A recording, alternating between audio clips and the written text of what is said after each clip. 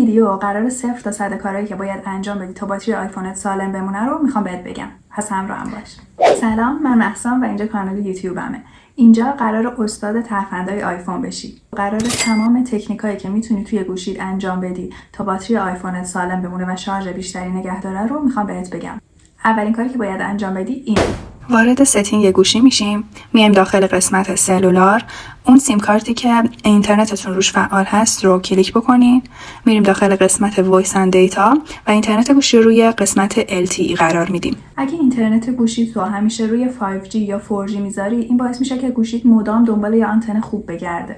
پس اگر که فقط استفادت از گوشی اینه که توی اینستاگرام بگردی یا یه کارهای معمول روزمره انجام بدی، روی LTE بذاریش کافیه. این باعث میشه که گوشیت مدام دنبال بهترین آنتن نگرده و در نتیجه باتریش سالم تر بمونه. دوم کاری که باید بکنی اینه که بیای داخل قسمت جنرال، اسکرول کن به سمت پایین و وارد قسمت ایرپلی اند کانتینیوتی بشو. اینجا گزینه اول رو خاموش کن. این گزینه برای اینه که اگر هوم پد داری بتونی بهش متصل بشی، اگر نیازی بهش نداری پس خاموشش کن. گزینه سوم هم هند آف هستش. این گزینه برای اینه که اگر هندبوک داری ازش استفاده بکنی، پس اگه نیاز بهش نداری این رو هم خاموش کن. کانتینیوتی کامرا برای این هست که از آیفون به عنوان وبکم مکبوک استفاده بشه. اگه به این هم نیازی نداری اینم خاموش کن. گزینه آخر هم برای این هست که از دستگاه‌های دیگه اپل محتوا بگیری و گوشیت گیرنده ایرپلی باشه. اگه نیاز نداری این رو هم خاموش کن. حالا یه بار بک بزن و اسکرول کن به سمت پایین، وارد قسمت بک‌گراند اپ رفرش میشیم.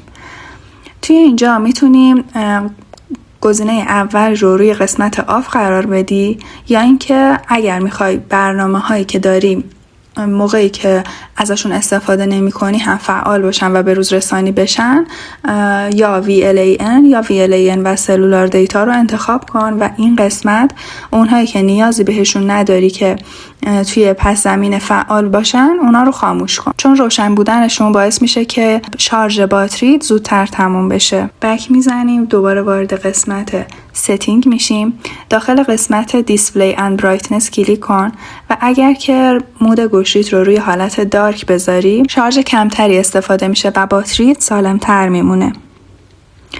دوباره بک میزنیم، اسکرول میکنیم به سمت پایین و وارد قسمت پرایوسی اند سکیوریتی میشیم.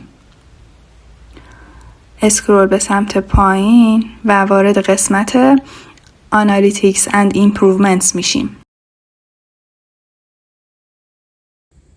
تو این قسمت تمام گزینه‌ها رو خاموش کن.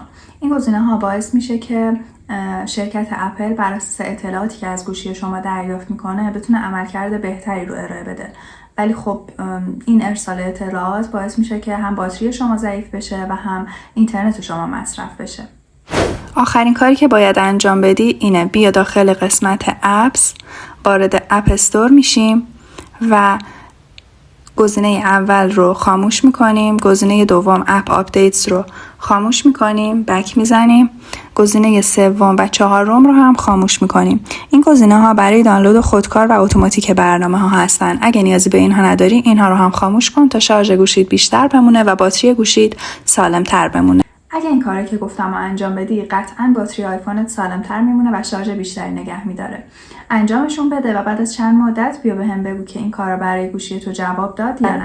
ویدیوی بعدی که قراره اینجا بذارم در مورد 0 تا 100 تنظیماتیه که روی گوشیت باید انجام بدی تا بتونی عکسای بهتری بگیری. همراه هم باش، کانالمو سابسکرایب کن، لایک هم یادت نره.